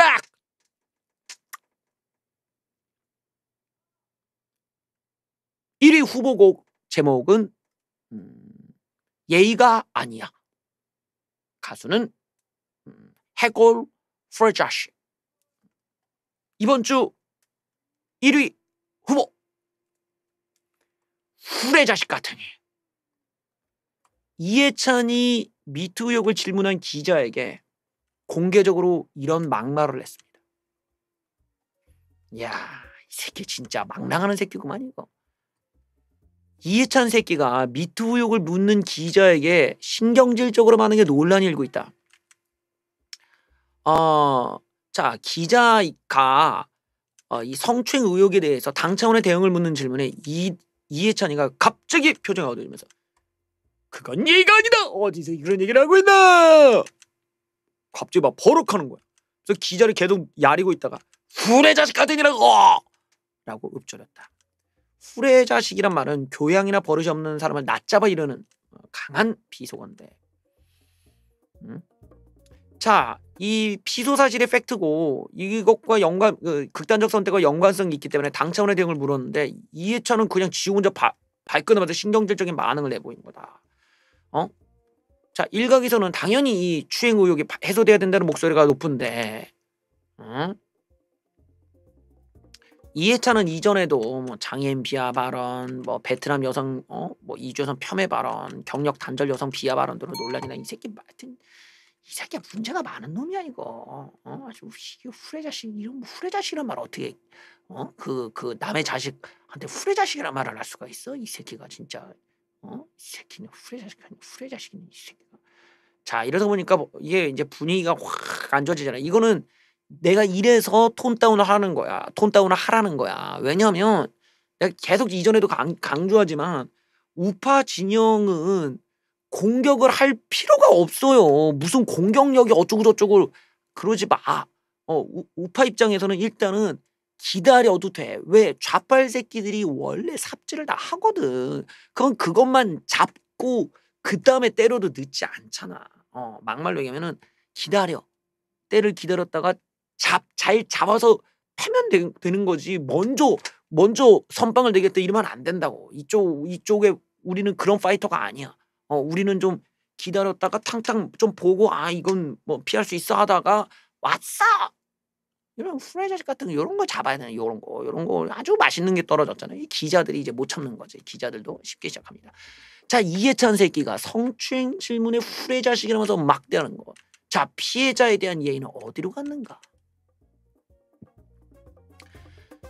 이 나쁜 후레자식 같으니라고 이해찬이 얘기했는데 안희정 5건 이어 박원순까지 성 관련 범죄 때문에 시장직을 비우게 됐는데 당대표는 인간이 국민들에게 사과를 하지 못하면 버럭 화를 내다니 아주 여론도 안 좋아졌어요. 아주 여론 이거 아주 좋은 지금 상황이. 이때 이제 이거 잡았다 이러고 이제 이해찬을 까는 걸로 해갖고 어떻게 보면 이제 돌려까기가 되는 거지. 그러니까 지금 이해찬이 이렇게 있잖아요. 이해찬이 이렇게 있으면은 그 뒤에 이제 박이 있어. 박이. 그러면 이거를 통합당에서 박을 때렸다가는 역풍을 맞을 수가 있지. 그런데 해찬이 이렇게 막말한 해찬이를 까면은 역풍이 걱정이 없거든. 해찬이를 까면서 우회적으로 돌려서 얘를 깔 수가 있단 말이에요. 이렇게 일타 쌍피를 노리는 이런 것들 한번 노려볼 만하지. 그래서 이해찬은 범죄자를 범죄자에 대한 예의만 예의인가 피해자에 대한 생각이 없다. 마치 고소한 여자가 잘못인 것처럼 화를 냈다. 뭐 이런 거 아주 프레임 좋잖아요. 그냥 덮어씌는 거야. 예, 그럴 때 하는 게 이제 프레이밍이니까요. 이 새끼가 말이야. 어디 건방지게. 자, 한 기자에게 버럭 화를 내면서 여러 가지 질문에 답도 안 하면서 계속 해당 기자를 응시하다가 나쁜 후레자식 같으니라는 등 분노를 감추지 않은 상스러운 모습을 보였습니다. 이 같은 이해찬의 정신 나간 반응에 국민들은 성추행은 예의냐? 피해자에 대한 예의는 없냐? 앞에서는 민주화 뒤에서는 성추행. 시민운동가 인권변호사 출신이 그렇게 극단적 선택을 하면 성추행 혐의는 덮어지는 거냐? 기자로서 질문할 수 있었던 거 아니냐? 니들한테는 충격이겠지만 이 새끼야. 국민들 앞에는 정의로운 척하고 뒤에서 여비서를 그렇게 함부로 했던 박원순이 이중인격이 더 큰 충격이다. 그래요. 요거 아주 이해찬이 아주 큰 실수를 했어요. 이건 굉장히 큰 실수를 했기 때문에 바로 이건 물어뜯어야 되는데 약간 느려. 약간 좀 통합당이 느려. 아무래도 이제 뭐라고 할까나 좀 느려. 그러다 보니까 먼저 나왔어요. 여당 내에서 그러면 안 됐다 이러면서 먼저 나와버렸어요. 이걸 물었어야 되는데 통합당이 물기 전에 이 새끼들도 대가리가 있다 보니까 그러면 안 됐다면서 일단은 먼저 사과를 했습니다. 네, 아쉬운 내용입니다만 이 해찬이가 아주 천박하고 상스러운 이런 반응을 보인 뒤에 벌끈하니까 예의가 아니라고 아주 후레자식 같다고 막말을 하면서 그러자 아주 난리가 난 걸 보고 반민주당도 안돼 이러고 해병에 나섰습니다. 허윤정 대변인은 예찬이 옛날 친구가 그렇게 가서 격해진 것 같다. 그럼에도 불구하고 그랬으면 안 되는 거였다. 이러면서 대변이가 보좌관도 그냥 그러면은 안 되는 거야. 나 이제 우리 흥분하다 이러면서 기자분들 좀 너무 그러지 마십시오 이러고 넘어갔다고 합니다. 자, 박원순의 미투 의혹에 여성계 출신 민주당 의원들은 뭐하나 아주 이런 거 좋아. 아주 분위기를 요런 거 아주 좋아요. 박원순의 사망 소식과 함께 전해진 이 피소 사실에 여성 운동가 출신의 더불어 반민주당 의원들은 왜 입쳐닫고 있는가? 여기에 이 꼴패미 여자들 더불어 반민주당 애들이 입쳐닫고 가만히 있다는 게 문제인 거예요. 그동안 여성계 출신 의원들이 그동안 피해자 증언, 피해자의 증언이 증거입니다. 성범죄 피해자 2차 가해 방지법 하면서 아주 지들이 꼴패미 입장에서 나대던 새끼들이 고소를 당하니까 갑자기 입장이 달라졌다라는 거. 그래서 대표적인 인물이 누구냐? 바로 바로 이 여자가 있어요. 남인순. 아주 상꼴패미지. 상꼴패미는 이 여자 웃겨. 박원순의 빈소가 차려지기 전부터 가 있었어. 뭐야 이거? 이 여자 되게 웃기는 여자네.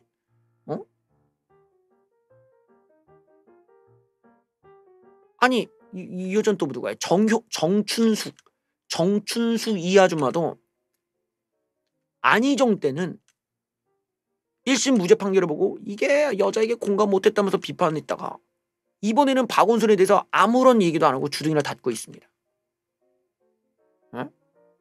윤미향 역시 위안부 할머니들 앞에서는 페미니적 논리를 앞세워서 여자 사회적 약자에 놓고 지금 가해자가 된 박원순을 명복을 빈다는 얘기로 애도를.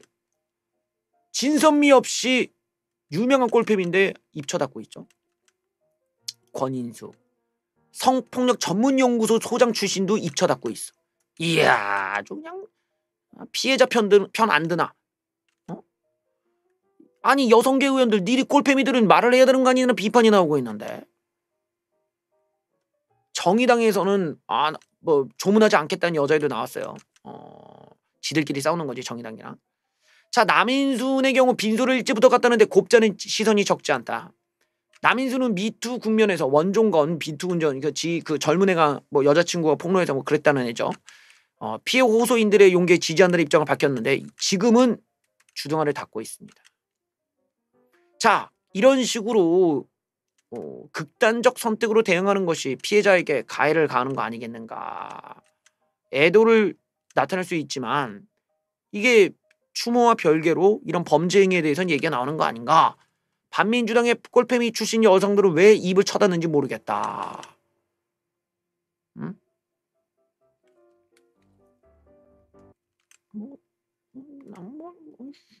이런 걸 아주 잘 살려야죠.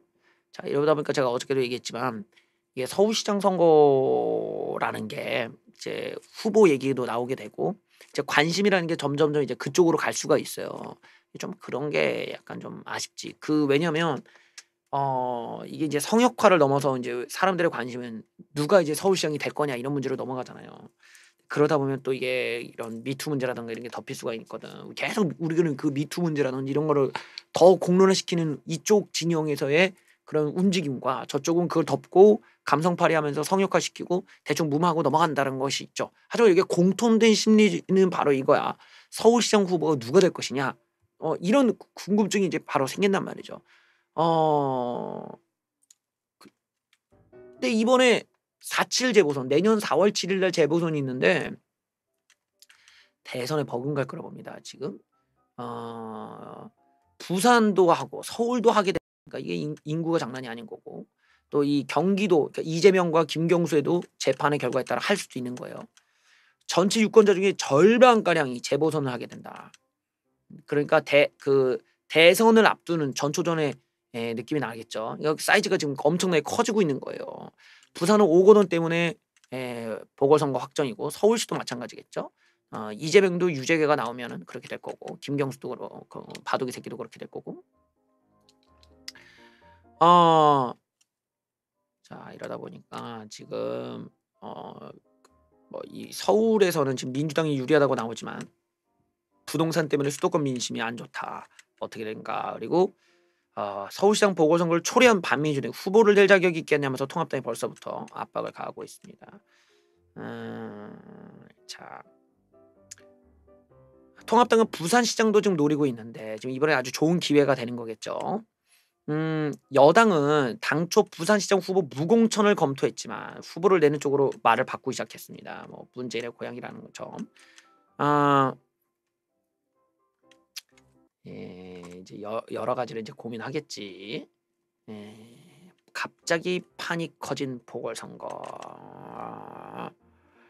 박원순이 그렇게 가고 나니까 차기 대선의 향방을 가늠할 수 있는 그 보궐선거판이 돼버렸습니다. 여기에 또 이제 여러 가지 현역 국회의원도 있기 때문에 180석이 무너지고 이제 다른 형태가 나올 수도 있어요. 그래서 일단은 공직선거법에 따라 보궐선거는 4월 중 첫 번째 수요일에 실시한다. 고로 내년에는 4월 7일에 열리게 된다는 거. 이 원리를 잘 기억하시면 좋겠죠. 4월 첫째 주 수요일. 9개월도 안 남았다. 이러다 보니까 민주당은 공천에 대한 고민이 깊어질 수밖에 없다. 제가 얘기한 게 나오네요. 공석 사퇴에 대한 책임에서 자유롭고 부산시장만 하더라도 공천을 해야 되는지 말아야 되는지 하는 찰만이 갈릴 정도다. 민주당 당원 96조 2항에는 당 소속 선출직 공직자가 부정부패 사건의 중대한 잘못으로 그 직위를 상실해 재보궐선거를 하게 된 경우에 해당 선거의 후보자를 추천하지 않는다고 명시되어 있다. 이제까지 기초선거에 계속 적용돼 왔었다. 일단은 부산시장 공천에 대해서 당원은 지켜져야 한다고 보는 입장이라고 김부겸은 얘기를 했는데 공천 반대 입장이 나왔어요 지금. 그러니까 부산시장 공천하지 말라라는 거야. 그러면 통합당이 먹는 거지. 통합당이 먹는 거야. 하지만 또 공천해야 된다는 찌릉내 새끼들이 있게 마련인데 뭐 얘네들 안에서 뭐 나가고 싶은 새끼들이 그러겠지. 그러면 서울시장직은 결이 좀 다르다. 공소권 없는 상황으로 결론이 나서 여기는 좀 어떻게 부빌 수 있는 거 아니냐 애매한 부분이 있다는 거다라고 하지만 자 다른 광역 단체장들도 재판을 받고 있어 보궐적이 늘어날 수 있는 점도 반민주당을 더욱 압박하는 일이다. 이재명, 김경수 뭐 이런 애들 있죠. 자 대선의 향방을 가늠할 수 있다는 점에서 중요한 의미를 지닌다. 자 이렇게 되면요. 누구의 몸값이 가장 높아지는가 지금 단계에서 종인 할배의 몸값이 천정부지로 오를 수밖에 없어요. 왜냐하면 일단 종인 할배의 그런 거의 뭐 임기 상황에 종인 할배가 선택하면은 그 사람이 이제 나가는 꼴이 되는 거지 지금. 종인 할배가 지금 한마디로 게임의 법칙 다 만드는 거예요. 후보 정하면 그 사람 나가는 거고 어떻게 하면 그렇게 되는 거예요 지금. 그러니까 종인 할배가 내세우는 사람이 된다라는 건데 이러니까 김종인의 몸값이 좀 커지고 김종인의 말 한마디에 이제 사람들이 더 집중할 수밖에 없지. 그리고 기자들이 계속 궁금해할 거예요. 왜냐면 여당 쪽에는 나오겠다는 사람이 많지만 이쪽은 어차피 다 꼬꼬마들이거든. 뭐 김무성, 유승민 뭐 이런 새끼들이 이제 뭐 의미도 없는 새끼들이고. 그러니까 중요한 건 종인 할배가 중요한 거야. 유승민, 김무성이 중요한 게 아니라고. 그런 걔네들은 그냥 찐따들이고 이제 종인 할배가 쟤야. 그러면 쟤야. 그냥 이제 거의 이제 그런 구도가 됐기 때문에 이제 사람들의 눈은 김종인의 입에 가는 거죠. 기자들이 가서 이제 종인 할배한테 그러면 내가 잘 되겠다. 내가 빨리 그런 얘기 하면 벌써 부터 얘기하면 재미가 없지. 좀 기다려. 뭐 이렇게 성격 급하게 자꾸 그래. 그러겠지. 정확하게 얘기는 안 하고 이제 끌어올리겠죠. 이 종인 할배가 내가 보니까 약간 좀 밀당형이야. 밀당형. 그냥 무게감 있게 수고하세요 이렇게 지나가는 게 아니라 내가 알아서 하니까 좀 기다려봐 이러고 그 특유의 그런 던지기가 있어. 그럼 기자들이 그걸 보고 표정을 보면서 막 이렇게 적고 혹시 누구인가요? 그러면 아이가 그 뭐 이거 나 이거 뭐죠? 이러고 가면 이제 기자가 뭐 이러면서 그렇게 쓰게끔 기자들을 이용하려는 그 특징이 있다는 거예요. 항상 김종인은 기자들을 활용해서 어떻게 활용하는지를 생각하고 그런 면에서 대사를 던지는데 바로 치고 나간다는 거야 종이날배는. 오늘 바로 종이날배가 바로 질렀어. 진짜 빠른 거야. 난 한 일주일 정도 있어서 얘기 나오지 않을까 싶은데 종이날배가 먼저 던졌어요. 왜? 자기 몸값을 키우기 위한 거죠. 이건 전형적으로 내가 천도하는 내가 추천하는 사람이 서울시장, 부산시장 된다. 이 사인을 지금 던진 거예요. 그러니까 일종의 선점 효과를 먼저 낸 거지. 보통 이럴 때 이제 뭐 경원의원이라든지 뭐 오세훈이라든지 뭐 유승민, 뭐 김무성 뭐 이런 애들이 이제 갑자기 까불 치면서 제가 안녕하십니까 김무성입니다. 부산시장을 저한테 하라고 하는데 뭐 그런 거는 좀 지나봐야죠. 이렇게 또 병신같이 아무런 누가 묻지도 않았어. 안물안궁인데 지 혼자서 그렇게 깝치는 애들이 있어요. 안녕하십니까 여성민입니다. 저는 또 그렇게 시장 얘기를 하신데 어떻게 제가 그런 걸 하겠습니까? 이러면서 아무도 묻지도 궁금해하지 않는데 지들이 마치 뭐라도 되는 양 벌써 얘기를 하려고 하는 새끼들이 있다고. 그런 애들이 수준이 미달되는 놈들이 이런 애들은 안 돼. 그 바로 종이날배가 그냥 먼저 쳐버렸어. 먼저. 아니 이거 내년 4월 4월을 그 대선 버금가도록 해야 돼 그러니까 이렇게 먼저 질렀어요 김종인. 이건 자기의 몸값을 올리는 겁니다. 내년은 두 군데 하게 되잖아. 그러니까 국민에게 변화를 보여야 돼. 선거를 이길 수도 변화를 누가 할 거야? 이거 김종인이야. 이 얘기를 좀 하는 거예요. 요거 나만이 할 수 있고 내가 할 거고 그러니까 나를 따르라 하는 겁니다. 대선에 버금간 선거를 해야 되고 준비를 잘해야 돼. 근데 니들 중에 니들 중에 누가 할 수 있어? 누가 나 말고 킹메이커 말고 니들 누가 이 얘기를 지금 하는 거야 지금. 어차피 너희들 선거 준비한 적 없잖아. 나밖에 없잖아. 근데 서울시장까지 하면은 누가 할 거야? 밖에 없다 이거 지금 쉽게 말하면. 그래서 갑작스럽게 일이 나가고 말하지만 우리가 내년 4월에 큰 선거를 두세 번 해야 된다. 이제 그거 준비해야 된단 말이야. 근데 그 국민들이 우리가 이제 뭐 제시했을 때는 그 뭔가 조금 변하는 모습 보이는구나. 그렇게 우리가 이길 수 있는 게 아니야. 그러니까 우리가 이제 대선에 버금가도록 선거를 준비를 내고 시대에 적응하고 국민 변화를 정당 이렇게 내는 거 새로운 정강 정책을 해야 된다. 이 얘기 아니야 그냥. 그러니까 헌법주의자 말이 아주 다르지 아마. 자유민주주의 지향하고 말이지 이거 이러면서 이제 뭐 일종의 잔소리를 이제 던졌습니다. 던졌어. 그러니까 내가 얘기하지 않는 사람들 나와서 깝치지 마라. 자기가 던져. 완전 준비했는데 괜히 쓸데없는 말하고 좀 굉장히 빨리 나온 거예요. 사실 굉장히 빨리 나온 건데 이거는 사실 이제 너도 나도 서울시장 하겠답시고 나오고 사람들이 뭐 어떤 후보가 괜찮네 저쩌네 이런 말을 하면 이제 종이날배로부터 관심이 멀어질 수 있잖아요. 근데 이게 보니까 지금 제가 이제 잠시만요. 이게 보니까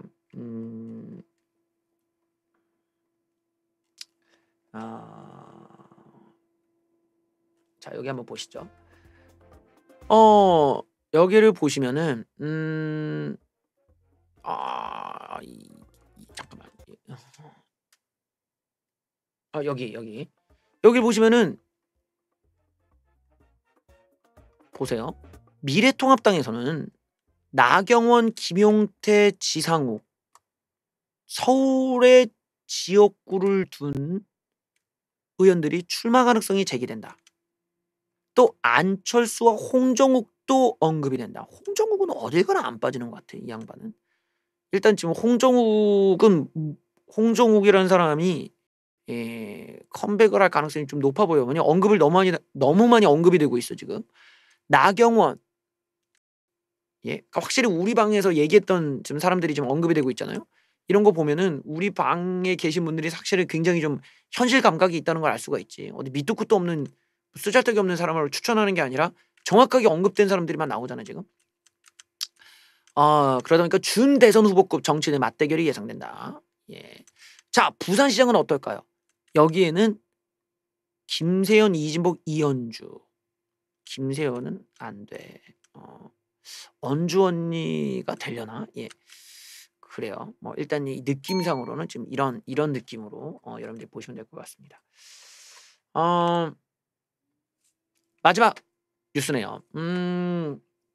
오늘 여러분들 기억하실지 모르겠는데 오늘 박근혜 대통령에 대한 그 판결이 있는 날이었습니다.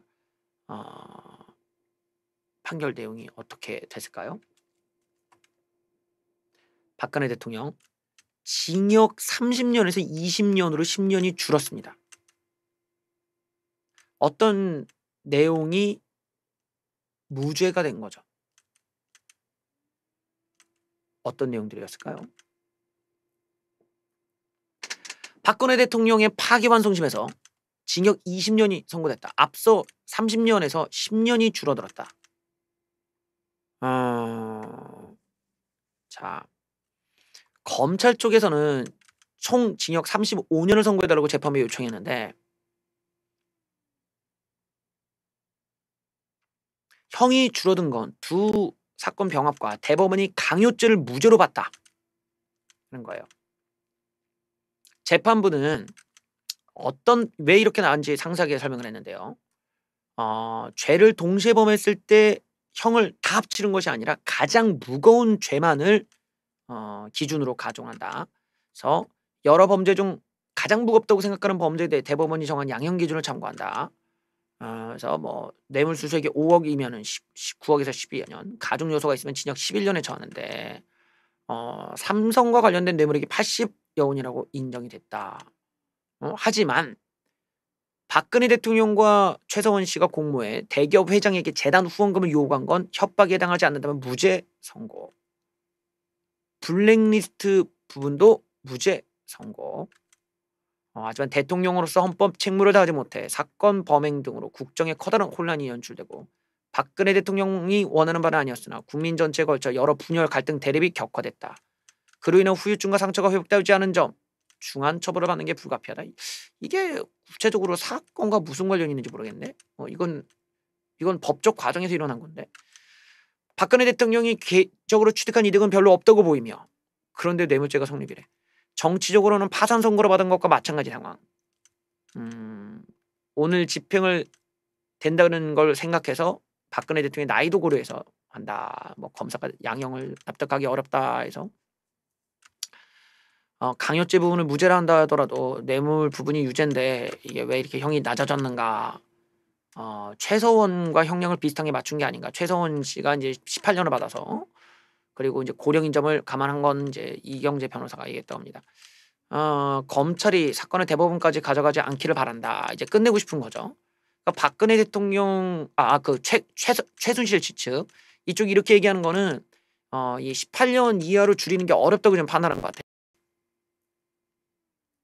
박근혜 대통령 만기까지 계실 경우에는 87살. 박근혜 대통령이나 검찰이 일주일 상고를 제기할 경우 다시 대법원의 판결을 기다려야 된다. 형이 확정되면 이 새누리당 공천 개입까지 합쳐서 2년을 더해서 22년을 살아야 되는데 2039년에 출소하시게 된다라는 거예요. 또 180억 원의 벌금을 내지 않으면 3년간 노역장에서 일해야 된다. 이날 박근혜 대통령 법정에 나오지 않았다. 선고가 끝나자 박근혜 대통령 지지자로 보이는 방청객들이 박근혜는 무죄, 조국 재판은 어떻게 나오나 지켜보겠다, 검사들 떳떳할 수 있나 등의 소리를 치다가 법원 바꾸게 좋겠다라고 합니다. 박근혜 대통령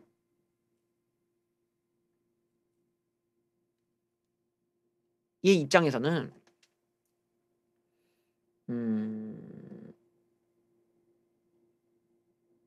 사실 재판을 질질 끄는 게 의미가 없어요. 왜냐하면은 박근혜 대통령 정도이신 분을 그렇게 오랫동안 이렇게 둘 가능성도 없거니와 자연스럽게 그 어떤 레임덕 시즌에 오는 그럴 때는 사면이라는 거를 안 할 수가 없어. 예, 최정은님 감사합니다. 그러니까 결국 사면 가능성이 있기 때문에 재판을 질질 끄는 쪽은 그렇게 좋은 방식은 아니거든요. 그러니까 여기서 이제 끝을 내는 쪽이 나을 수 있죠. 거기에 이제 올해 뭐 여러 가지 그런 그게 있기 때문에 정치적인 상황이나 이런 스케줄을 고려하면은 박근혜 대통령께서 항소를 안 하시는 쪽이 낫죠. 낫지. 사면 가능성이 더 높을 수 있고. 근데 뭐랄까 그거를 떠나서 인제 박근혜 대통령께서 독립적으로 어떤 정치적인 영향력을 발휘하기가 인제는 어려운 상황이 돼 버렸다 라고 볼 수 있죠. 왜냐면은 그 재판 과정의 변수가 어 좀 발생하지 않았다 라는 점이 좀 안타깝죠. 그러니까 삼성과의 뇌물이 지금 80억 원이나 됐다라는 것을 때문에 형량이 좀 많이 나왔다 이 얘긴데 보면은 아 약간 좀 어떤 그 이 박근혜 대통령에 관한 접근 방식이 '그동안 좀 잘못됐구나.'를 좀 느낄 수 있는 대목이 여기 있는 것 같아요. 그러니까 어찌 보면은 탄핵 자체에 대한 반대에 집중을 했지. 근데 그거를 뒤바꿀 수 있는 현실적 방법은 없거든. 유일하게 바꾸려면은 친박계 의원이 대권을 가져와서 대통령이 돼서 이거를 다 그냥 뭐 다 헌법재판소를 다시 재판관들을 다시 배정해 갖고 다 뒤바꾸는 수밖에 없어. 그거 말고는 탄핵이라고 하는 소재에 대해서 변수 만들 수 있는 여지가 없는 거야. 그거를 바꾸려면은 뭐 국민들 50% 이상 뭐 2천만 명 이상이 다 뛰쳐나오든지 해야 된다는 건데 이런 게 뭐 우파 진영이 그런 걸로 한 번도 뭐 이뤄내 본 적이 없는 거를 어떻게 하겠어요. 그래서 오히려 좀 집중했었어야 되는 게 이 법원 이 내용이 아니었을까. 예를 들면은 삼성 뇌물이라는 점이라든지 이런 쪽에 대해서도 좀 외부에 있는 그 분들께서 좀 더 이게 왜 이게 뇌물이 아닌 상황들에 대한 여러 가지 연구들이 3 년간 있었다면 어땠을까라는 생각도 해 봐요. 근데 사실 우리에게 알려진 그 법정 내용들이라는 게 굉장히 제한적이다 보니까 거기에 대한 연구가 좀 많이 부족했던 것 같고 사실 이 문제에 집중적으로 하는 분들이 계시죠. 근데 그분들의 내용을 보면 지금 박근혜 대통령께서 이렇게 많은 형량을 받았다고 한 것과는 사실 직접적 관련이 없는 내용들이야. 이런 부분들이 쪼끔 많이 아쉬운 것 같아요. 그런 게 잘 알려져 있지 않고 그러다 보니까 이제 사람들이 보는 거는 어떤 죄를 지었냐가 아니라 그냥 형량이 그렇게 그 형량이 그렇게 많이 나왔다. 이것만 남는 거거든. 안타깝죠. 음 박근혜 대통령께서 정치적인 영향력이 있냐 없냐 문제는 사실 좀 기존에는 대체적으로 뭐 한 20% 30% 정도는 박근혜 대통령 표가 있다고 봤던 분들이 이번 선거 결과에서 완전히 예측이 다 틀려 버렸죠. 거기에는 여러 가지 원인이 있는 거예요. 왜냐면 박근혜 대통령의 이미지를 감안했을 때 이런 친묵 정치를 구사할 수 있는 실력자 들이 없죠. 없는 상황에서 박근혜 대통령의 어떤 그런 지지층을 그냥 박근혜 대통령이 무죄석방을 외친다고 그게 그대로 넘어온다고 생각했다는 건 너무나 순진한 거죠. 특히나 인제 우리가 이 지점에서 어 분명한 우파의 주인, 분명한 우파의 진짜 주인은 샤이 보수들이었다라는 걸 알 수 있단 말이에요.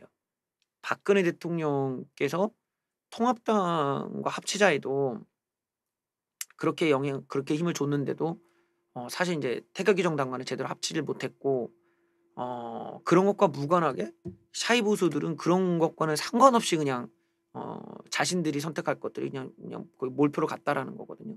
그리고 우리가 다른 쪽으로 보면은 제가 선거 기간에도 한번 얘기한 적이 있지만 대구시장이었어. 대구시장에 가서 어 서청원 그러니까 시장에 계신 분들한테 서청원 대표 얘기를 꺼내는데 어 "서청원 대표하면 친박신당이지." 이런 얘기가 나오더라는 거야. 심지어 대구에서마저도. 그러니까 이게 태극기 정당에 대한 사람들의 에 이해도나 홍보 문제나 이런 게 에 제대로 전달되지 않더라는 거죠. 거기서 우리가 알 수가 있는 거는 유튜브의 세계의 어떤 한계가 얼마나 분명한지를 알 수 있는 대목이죠. 이쪽 세상은 보는 사람만 보는 거지 이게 외부 확장을 안다. 심지어는 박근혜 대통령에 대한 지지층이 그렇게 많은 지역에도조차도 유튜브 세계에만 있었던 정당의 사정에 대해서는 아예 모르더라는 거야. 굉장히 이런 특징적인 걸 우리가 감안했을 때는 박근혜 대통령의 어떤 그런 영향력이 굉장히 많이 상실됐구나 라는 걸 알 수가 있겠죠. 그리고 어떤 유튜브를 통한 정치 활동이라는 거는 분명한 한계가 있다. 이런 걸 극복하려면 그 이상의 방식을 써야 된다. 그 이상의 방식은 무엇일까? 이런 게 이제 앞으로 또 새롭게 정당에서 고민해야 될 부분이 아닐까 싶습니다.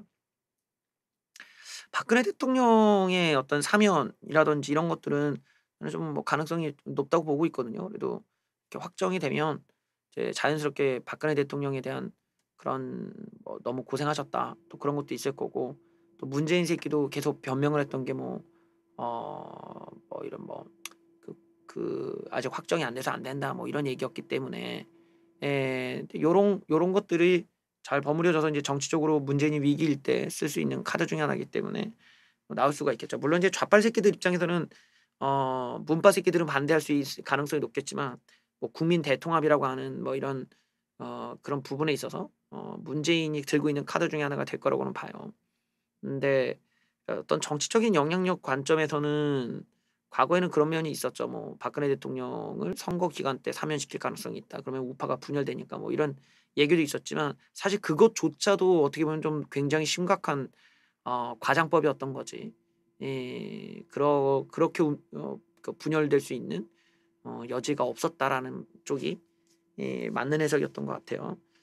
박근혜 대통령께서 음 음 사실 인제 정치적인 그런 조언들 또 어떤 그런 테크닉들은 굉장히 좀 배울 만해요. 박근혜 대통령이 갖고 계신 어떤 정치 스타일이나 이런 것들을 많이 배우고 그런 걸 습득할 필요는 있겠죠. 그러니까 우파 진영에서 그렇게 막 거리를 엄청나게 두거나 그럴 필요까지는 없을 거라고 생각은 해요. 사면이 되고 나시면 박근혜 대통령이 또 알아서 또 정치적 재기라고는 할 수는 없겠지만 박근혜라는 사람이 갖고 있는 어떤 클래스를 유지할 수 있는 그런 품위가 있는 활동을 하실 거라고 보기 때문에 그런 면에서도 이제 사면 뒤에 또 활동을 또 기대해 볼 수 있겠죠. 그런 걸 꼭 그렇게 정치적으로 마이너스라고 생각하진 않다 보니까 한번 음 이번에 좀 형량을 어떻게 보실지 어떤 선택을 할지는 좀 지켜봐야 될 것 같습니다. 뉴스를 마칠 시간이 다 됐네요. 아 뉴스를 마치겠습니다. 봐 주셔서 감사합니다.